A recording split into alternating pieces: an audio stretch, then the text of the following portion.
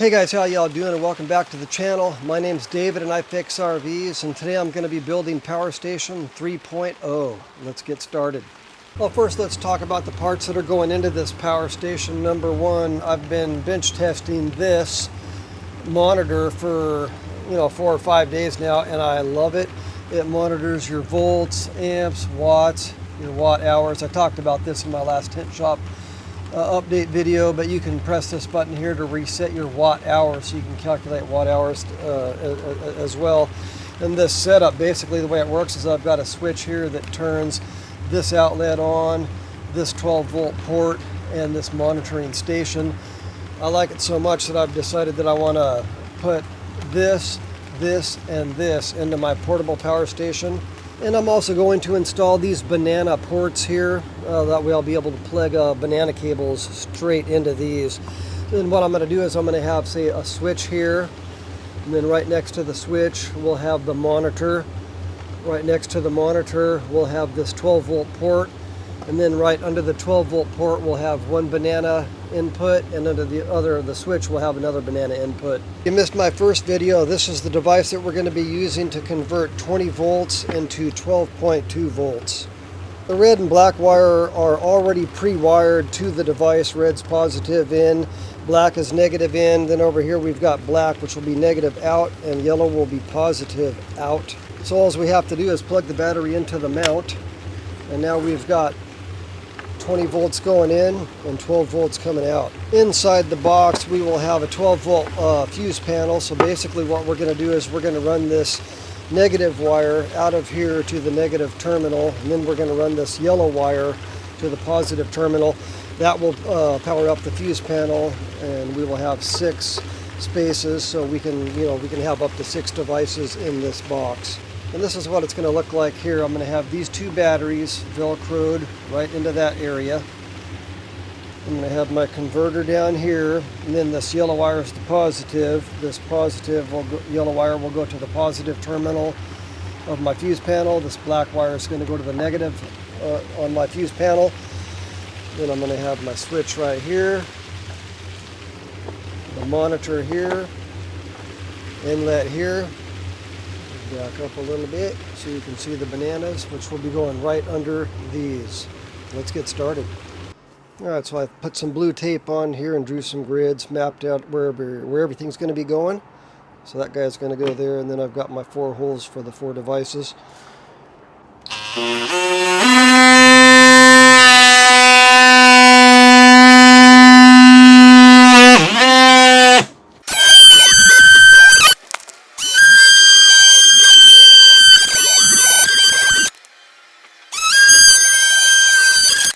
These banana jacks here, I'm going to be using a 17/64 drill bit.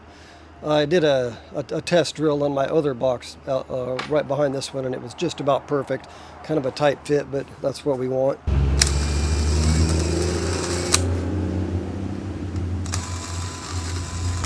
I'm going to use an 1 1/8 hole saw to cut my round devices into the box. Sometimes when you cut into plastic with these hole saws, it likes to rip it apart, but I've done a couple of test holes in my other box, and it did not tear the box apart, so I think we're going to be safe to use this hole saw. My last 2 builds I used a unibit.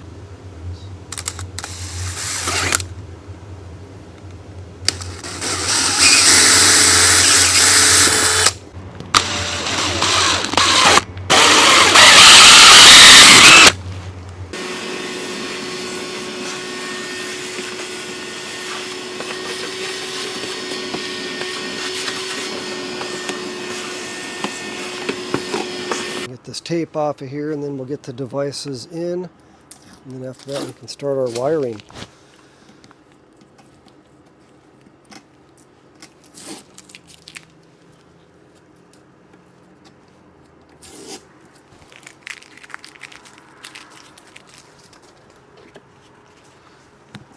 A little bit of a gouge.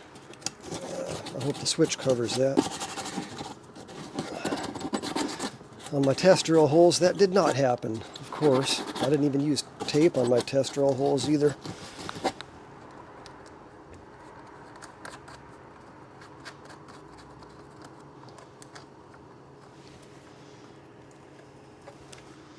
Oh, I got lucky. That covered up my gouge perfectly. It's like it never happened.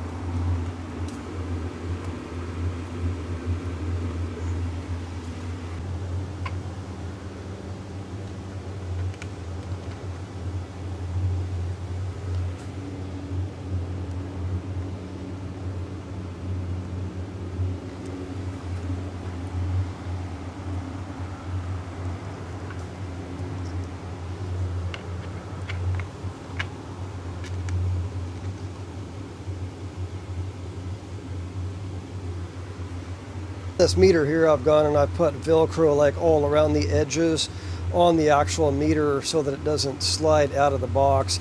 It comes with 2 pressure clamps on each side, but that's just not going to be good enough to hold it in there. So I think with this Velcro, it's going to be pretty sturdy.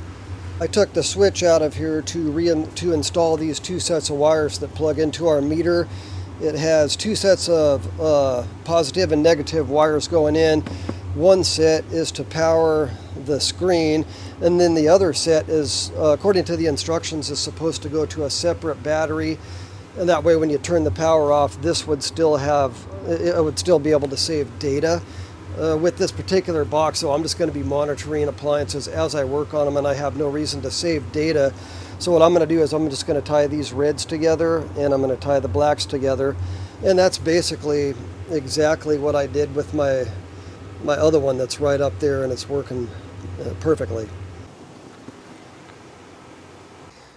So it looks like we can have about 2 inches on both sides. I got 2 inches there and 2 inches there. That's right where we want it. What I've done here is I've gone ahead and stuck Velcro to the battery, so I just have to peel off this plastic and stick these guys in place. So I do Sharpie lines here too, so when I peel and stick this, I'm guaranteed to get it right where I want it.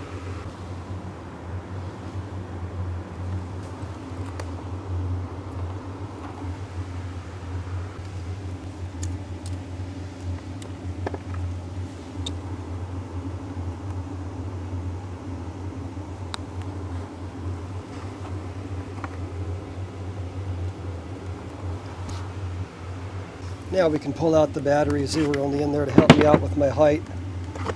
I needed to get this thing as low as I possibly could because the lid wouldn't close even with that 1/4-inch styrofoam on here. I had to peel that off too. It's a tight fit. These batteries barely fit with that lid closed. Just barely. I've seen some other power stations where they put these batteries outside of the box, but here in Washington State, it rains almost every day, so I don't really want anything outside of the box. Next, I need to Velcro down the converter and the fuse panel just close enough where these wires will reach. And we are going to have to cut these wires here too because I'm going to parallel both of these batteries together. All right, I've got my Velcro on there on both of these guys. Now we just got to stick them in place. Put that one here. And see my negatives on this side, so I want my negative to face this direction. Perfect. Be careful not to cut the wires too close here because if we wouldn't be able to make any splices, if there was a splice there, this battery wouldn't be able to go all the way down, so we're going to cut these wires back here.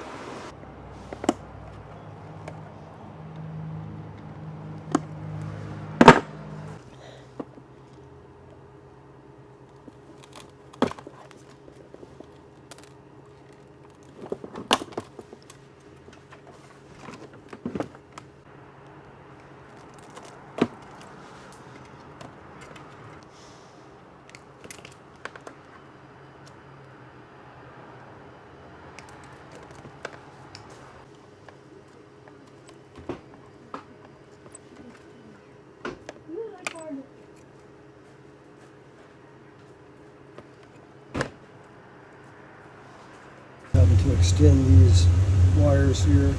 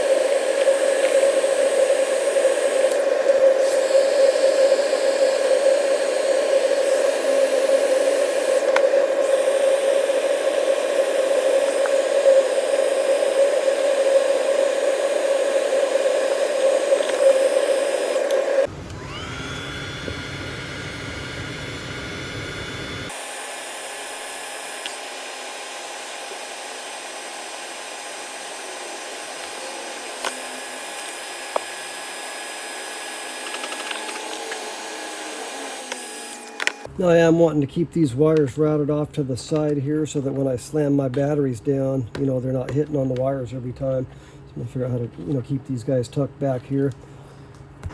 Now I'm going to use these three-way Wagos to splice it all together.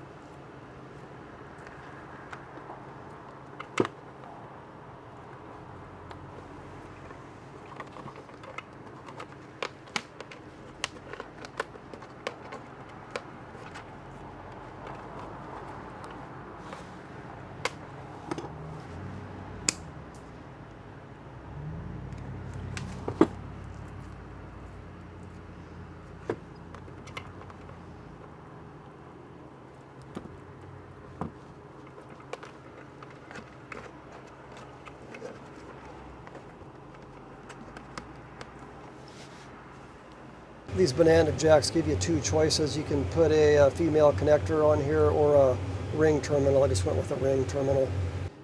This is the negative wire coming from this negative banana. That's the positive banana there. Run this around and hook this up to this fuse panel right about on there. And it looks like these J-hooks do fit. We could use these.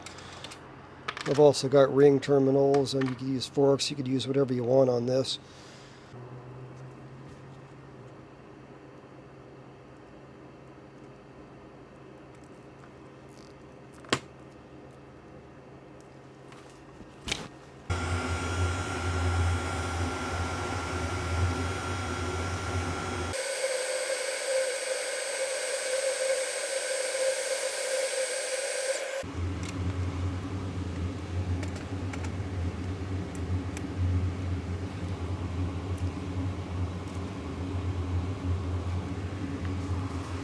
It's for the positive banana.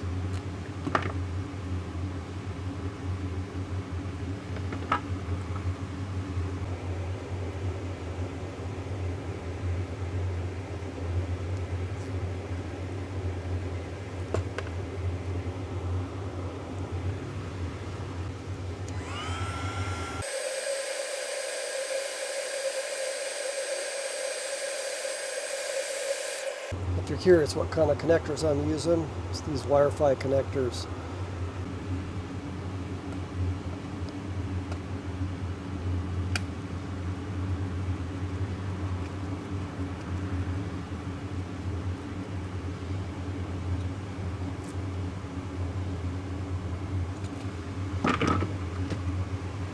Now what we've got is we've got the red wires from both of these batteries coming to this Wago. These are paralleled together. Then we've got both of the negative wires coming from both of those guys are also going into this Wago. So the negatives are paralleled together. And then this black negative wire from the converter is also tied in with the negative wires from these batteries. Now the red positive wire from the converter is not going to get paralleled here. This wire is going to get power from the switch. So what we want over here is we want to be sending power to the switch and then out of the switch to this wire here so that this switch is turning on this converter. And then as we talked about earlier, once this converter is powered up by that switch, the power will come to this yellow wire here. We will hook that to this positive terminal. And we have one space left under this Wago, so this is how we're going to get power to the switch. I'm going to run a red wire from right here, right over to there.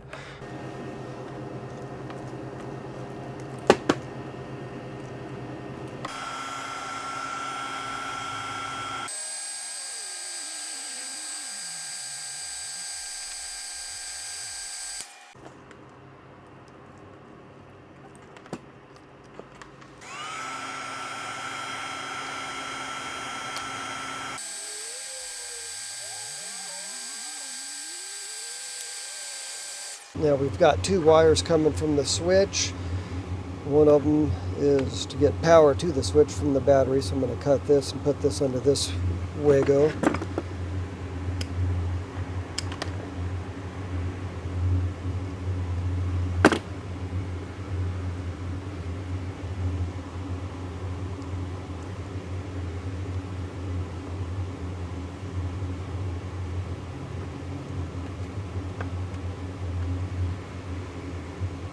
And then the other one's going to go right here, so we're going to get a two-way Wago for that.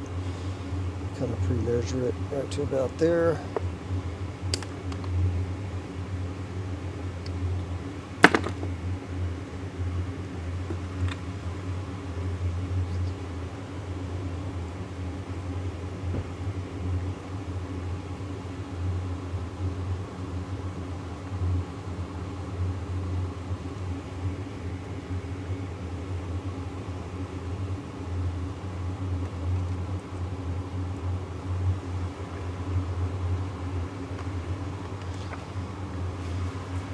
Now we've still got this outlet to deal with, so I'm going to make up a positive and a negative wire, so we can run one negative over to here, to the negative side of this panel, then a positive to a fuse.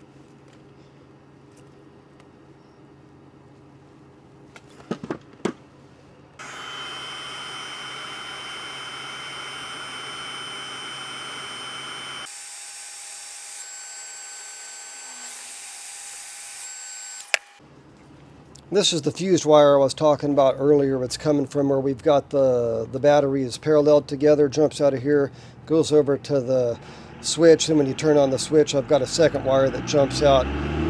It's this one here that goes straight to the red wire on the converter to turn on the converter.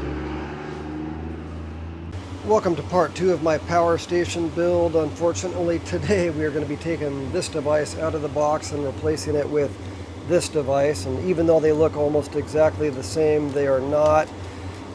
They wire differently. This device is 1.5 inches high. This new one's 1.75 inches, so I'm going to have to come down about an extra 1/4 inch. Also, the new device is a little bit wider, and it's just barely going to fit between this switch and this outlet. In fact, it's just going to be, it's pretty much going to be touching both of these devices, so there is no room for error. Let's get started.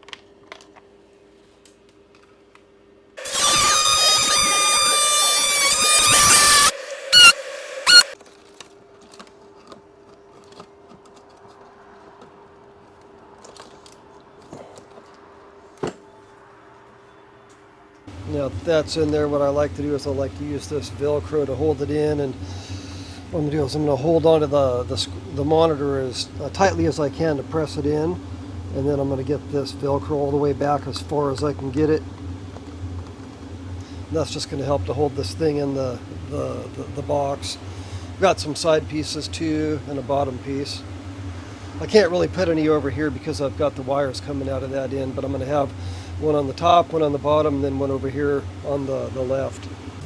So as far as this shunt goes, I think I'm just going to set it right here. And then when I tie strap these wires, I'll just run the tie strap right around it. Let you take a look at the diagram here. Before I installed this meter, I attached 4 wires to the meter. So I think the first one I'm going to hook up is this positive. And I'm just going to run that positive wire straight to a fuse.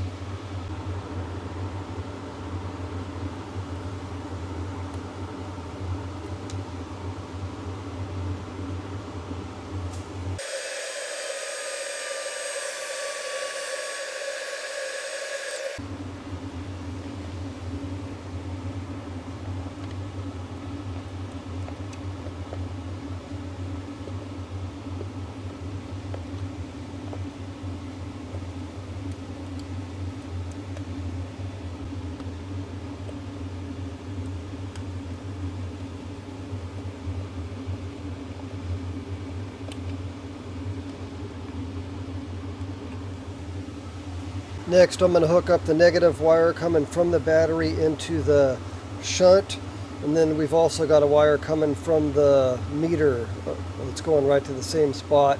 So I've got this wire installed already, but I just need to put a ring terminal on it, and then we'll attach 2 wires to the shunt side going in.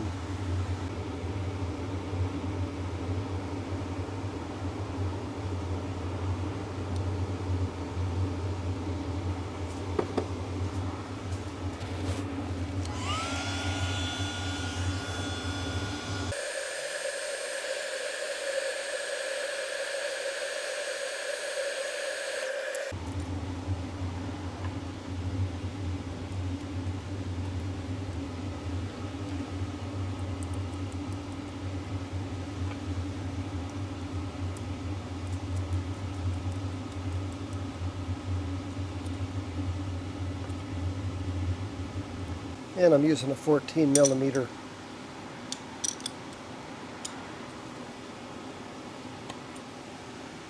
So now we've got this positive wire installed. We've got this negative wire installed to the line side of the shunt going in. And we've also installed this blue wire here, which is also tied in with the line side of the shunt. Now the line side of this shunt is going to go straight to the 12 volt output of the converter. Then according to the diagram, the third wire, which they're showing is orange, goes right here. So I'm going to do that one next.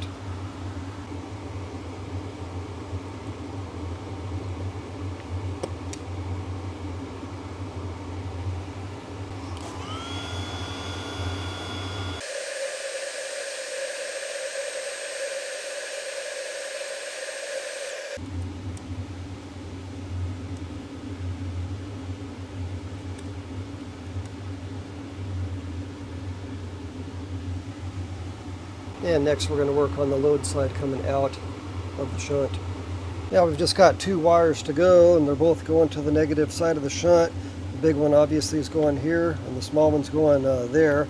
So I'm going to put a ring terminal on this one, and then we can make our final connections.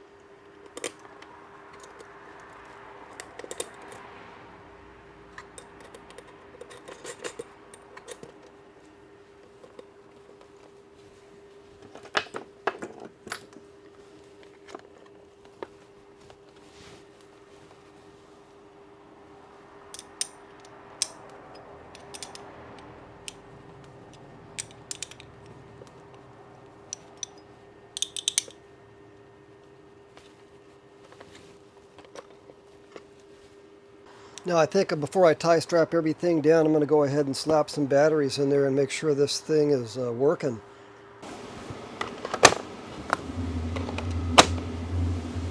Now I've got the power station hooked up to the furnace, and I've also got 2 electrical meters hooked up to it. The meter on the left is set to read volts, and the meter on the right is set to read amps. And what I want to do is I want to compare the readings on these screens to the reading on the new screen. Let's fire up the power station first. See, we got 12.10 volts on the power station, and then we've got 12.10 volts down there on the meter. Okay, let me go turn on the thermostat. Fire up the furnace here.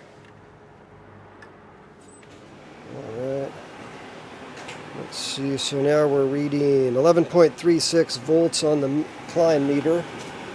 And then we've got 11.65 volts down here on the new meter. For a $16 meter, I'm going to say that's incredibly accurate. I am happy. Let's see, we've got 10.4, 10.35. It's kind of hopping around amps. What do we have up here? 10.64. That's also incredibly close. As I say, for a $16 meter, I think I'm happy. But you know what I'm realizing right now is that I don't even really need this meter. I think these banana jacks are all you really need, guys. I mean, once you get these things installed into your power station, you know, you just have all kinds of options. As you can see right now, I've got this furnace running off the power station, and I have 2 electrical meters hooked up to it. I mean, we could, you know, do more too. We have another port here, but yeah, I'm definitely happy with this power station. All right, guys, I hope this video is helpful. Thanks for watching, and I'll see you next time.